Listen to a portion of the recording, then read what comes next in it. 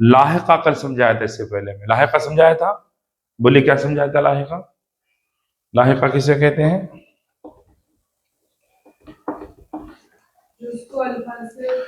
लफ्ज के बाद अगर जुज जोड़कर मुरक्कब मानेदार लफ्ज बनाया जाए उसको लाहिका कहते हैं।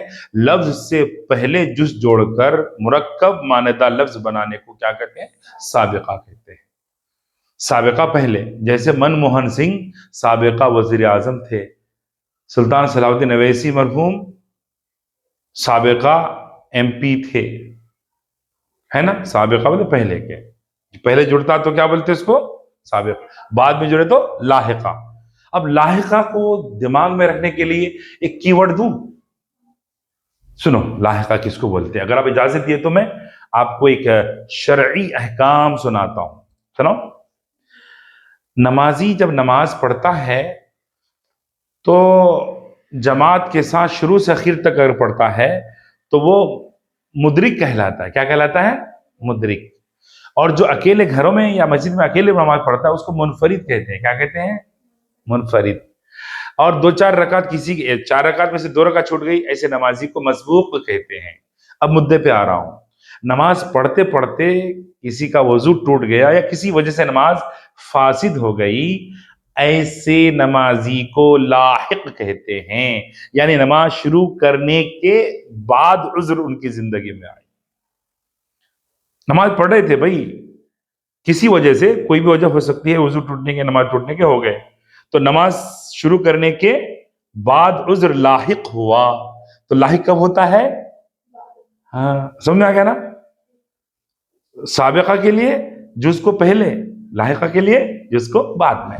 तो आपकी किताब में पेज नंबर यानी सफा नंबर 6 में सेक्शन नंबर 4 में अलिफ का कर चुके हैं। उस अलिफ के झैल में एक करे अपन अभी, और अलिफ के झैल में जो ये 2 है इसको करने जा रहे हैं। झैल में दिए गए अल्फाज गौर से पढ़िए और ऐसी चंद अल्फाज आप भी लिखिए, अपने मौलवी से उनके माने मालूम कीजिए। एक लफ्ज है चारा साज। नज्म में पढ़े हम लोग चारा साज, पढ़े नहीं पढ़े? जो बेचारा होता है, जो बेकस होता है, गरीब होता है, उनकी गरीबी को दूर करने वाला जो होता है, उनकी परेशानी को जो दूर करने वाला होता है, उसे चारा साज कहते हैं। और चारा साज हम सबका रब है। चारा साज, चारा बनाने वाला। अब उसके वजन पर क्यों बनाना है मौलवी साहब? यहां तो लिखा हुआ है ना, क्यों बनाना है? क्योंकि CCE पैटर्न हमको कॉन्सेप्ट सिखाता है। क्या सिखाता है? तो चारा साज के वजन पर कुछ बोलो आप लोग मेरे को।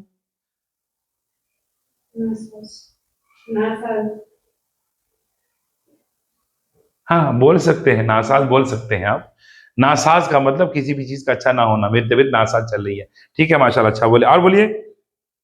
दांत बनाने वाले को दंदान साज कहते हैं। क्या कहते हैं? दंदान साज। साज के माने बनाने वाला। घड़ी बनाने वाले को घड़ी साज कहते हैं। क्या कहते हैं? घड़ी साज कहते हैं। और ऐसे ही दुनिया के अंदर हिस्ट्री बनाने वालों को अहद साज कहते हैं। क्या कहते हैं?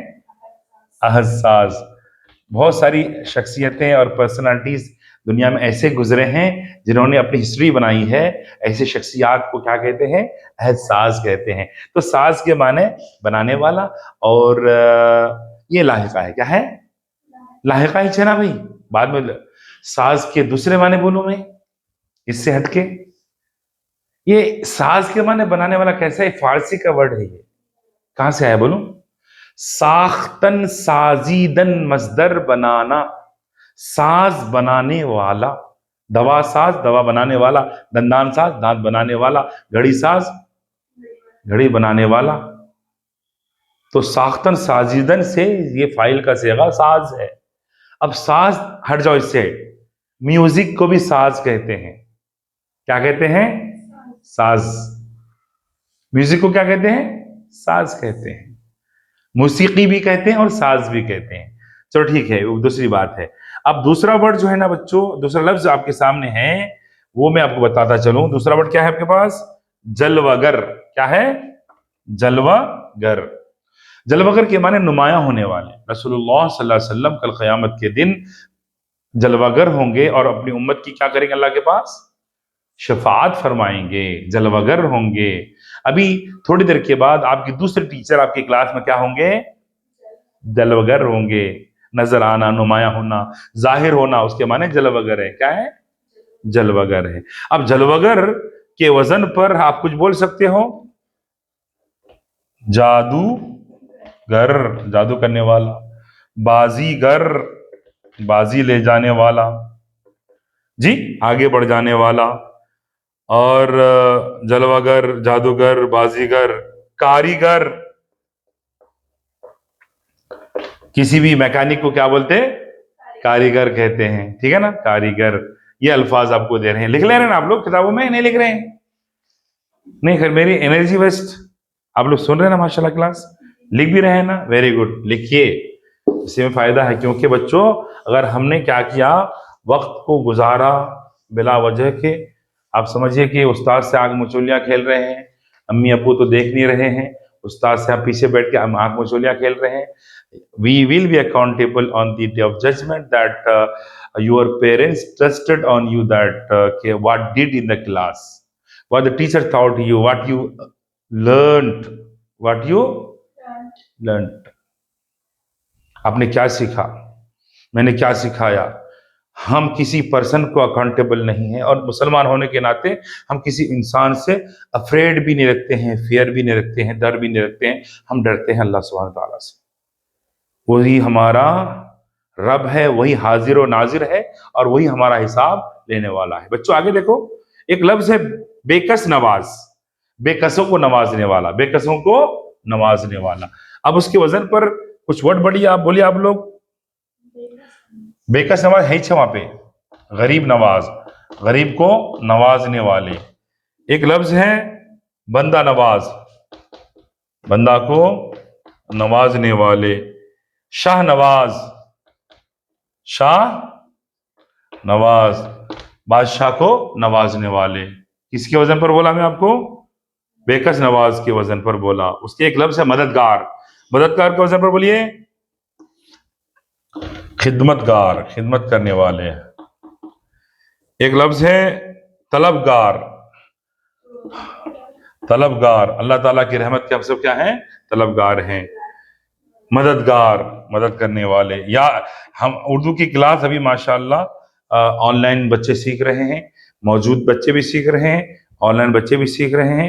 ये हमारी ऑनलाइन क्लास जो है बच्चों के लिए, उर्दू सीखने के लिए, क्लास सीखने के लिए, सब्जेक्ट सीखने के लिए मददगार है। क्या है? मददगार। ये यादगार, मददगार, तलबगार, ये सब क्या है? लाहते हैं। क्या है बच्चों? एक है हाजत रवा। एक लफ्ज आपकी क्या है? हाजत रवा। जरूरत को पूरी करने वाले को क्या कहते हैं? हाजत रवा। अब हाजत रवा, जरूरत को पूरी करने वाला, और मकसद को पूरे करने वाले को क्या कहते हैं? हाँ, मकसद रवा। आगे बोलो। ख्वाहिश रवा, ख्वाहिश को पूरी करने वाले को क्या कहते हैं? ख्वाहिश रवा। और मुराद को पूरी करने वालों को क्या कहते हैं? मुराद रवा। ये रवा के साथ इस्तेमाल हुआ है। ठीक है। अब हिस्सा नंबर इसका, इसी सेक्शन का जो है ना, मेट दो ये। ओके, मेट दे रहा हूं मैं, ठीक है ना। पहले को ये लिखा था ना, ठीक है। ये 2 नंबर हो गए अलिफ के। Section number 4, page number 6, section अलिफ का 1 और 2 कर दिया मैंने। अब आपके सामने सब सेक्शन 3 है ये। असल सेक्शन जो है ना, ये 4 ही है। ये अलिफ का सिलसिला चल रहा है 1, 2, 3, ठीक है। ये 3 के अंदर आपको ऑपोजिट अल्फाज है जुमले बनाने के साथ। ऑपोजिट अल्फाज को जिद कहते हैं। क्या कहते हैं? अल्फाज की जिद, अल्फाज की जिद। जिद की जमा? Very good. अल्फाज की जिद। लिखते हुए जुमले बनाइए, लिखते हुए जुमले बनाइए जी।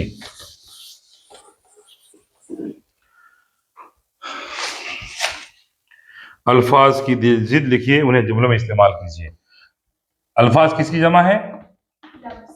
Very good.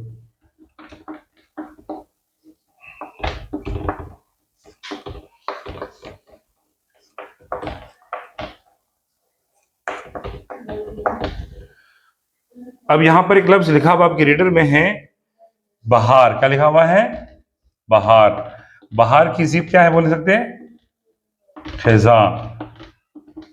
बहार कहते हैं स्प्रिंग सीजन को, और खजा कहते हैं ऑटम को। बहार को अरबिक में रबी कहते हैं, उर्दू में बहार कहते हैं, मौसम बहार, अंग्रेजी में स्प्रिंग कहते हैं। जिस सीजन के अंदर पत्ते हरे हरे होते हैं, फल फूल आते हैं, वो बहार है। और जो पतझड़ का मौसम होता है उसे खजा कहते हैं। क्या कहते हैं? उसी खजा को खजा, खजा भी बोला, बाद लोगों ने बोले हैं, मगर मैं तो खजा ही बोलता हूं और वही सही है, मैं समझता हूं। खजा को अंग्रेजी में ऑटम कहते हैं। क्या कहते हैं? ऑटम कहते हैं। तो खजा, बहार का अपोजिट क्या है? खजा। और खजा को जुमले में इस्तेमाल करने के लिए मौसम खजा में पत्ते झड़ते हैं, मौसम खजा में पत्ते झड़ते हैं। नंबर 2 यहां पर लिखा हुआ है सखी। सखी की जिद क्या है बच्चों? बखील। बखील को और क्या कहते हैं? कंजूस। कंजूस को मिजाही अंदाज में क्या बोलते हैं? मक्खी चूस। मक्खी चूस क्यों बोलते?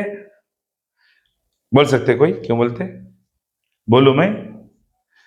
इसलिए कि इतना उन्हें बखील रहता, मक्खी भी उनके खाने या दाल या दूध में गिर जाए तो उठा के फेंके तो उन्हें देखता कि उसकी मक्खी में जो है ना थोड़ी दाल या थोड़ा दूध लगे हुआ, उसको चूस के फेंकता। इसलिए कंजूस को क्या कहते हैं? मक्खी चूस कहते हैं बखील को।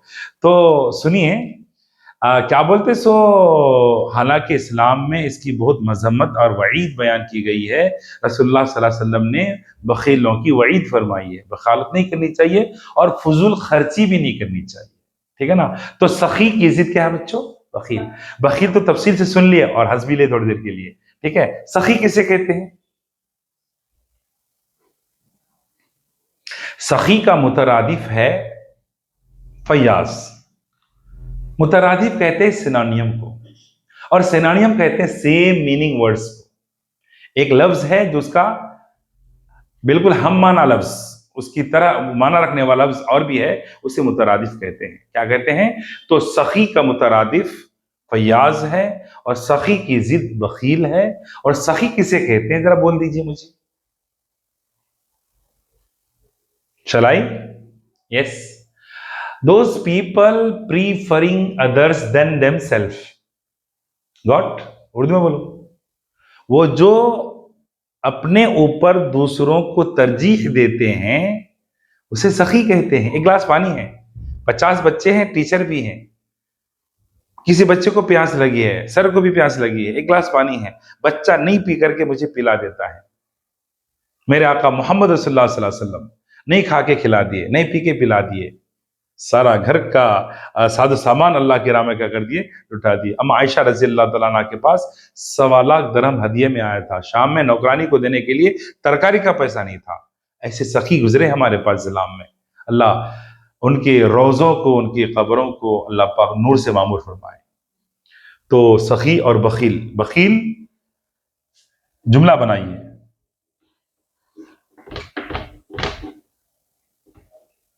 बखील को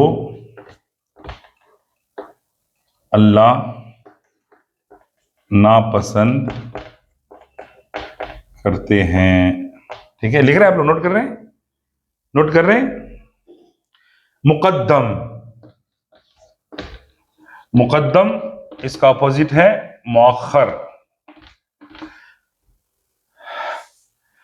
तमाम कामों पर अल्लाह की इबादत मुकद्दम है, तमाम कामों पर अल्लाह की इबादत मुकद्दम है। लेकिन आज मुसलमानों ने उसको क्या कर रखा है? मौखर कर रखा है। इसलिए अल्लाह की रहमतें भी मुसलमानों पे मौखर होके आ रही हैं। तो मुकद्दम का अपोजिट क्या है? मौखर। मौखर का अपोजिट क्या है? मुकद्दम। अब जुमला बना सकते हैं।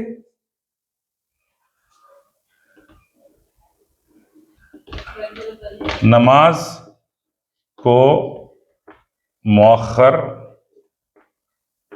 मत करिए, नमाज को मौखर मत करिए। अब जो है ना, एक लफ्ज है यहां पर जन्नत, ऑपोजिट क्या होना चाहिए? जन्नत, दोजख।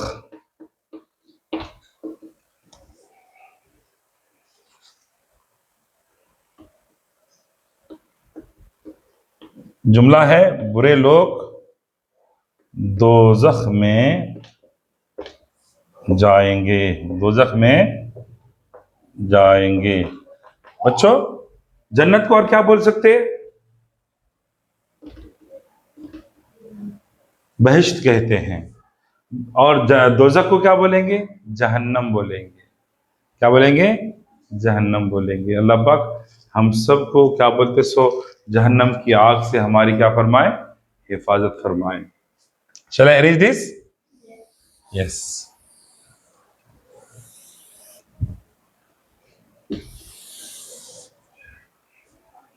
आगे कुछ दो तीन लफ्ज और भी हैं, इंशाल्लाह कंक्लूजन की तरफ जा रहा हूं मैं। पीरियड का टाइम तो हो चुका है, फिर भी हम टाइम देके कभी पढ़ाते ना बच्चों को, बच्चों की दिलचस्पी को देखता हूँ।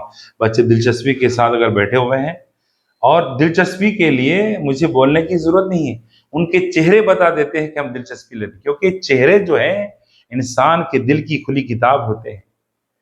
Faces are index of mind. We can observe all the heart and mind matters by the face. I can recognize the face whether the people is interested or not, whether they want to listen or not.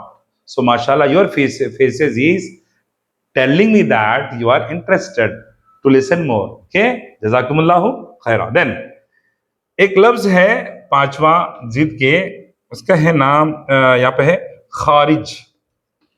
इसका opposite क्या है? इसकी जिद क्या है?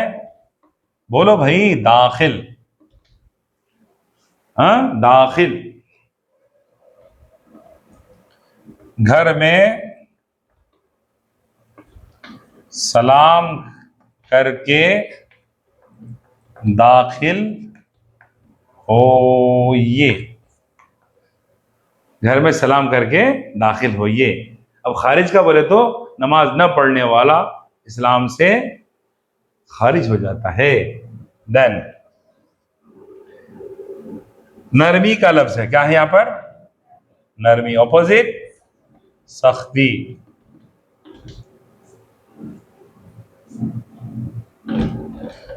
जुमला है बच्चों पर कभी कभार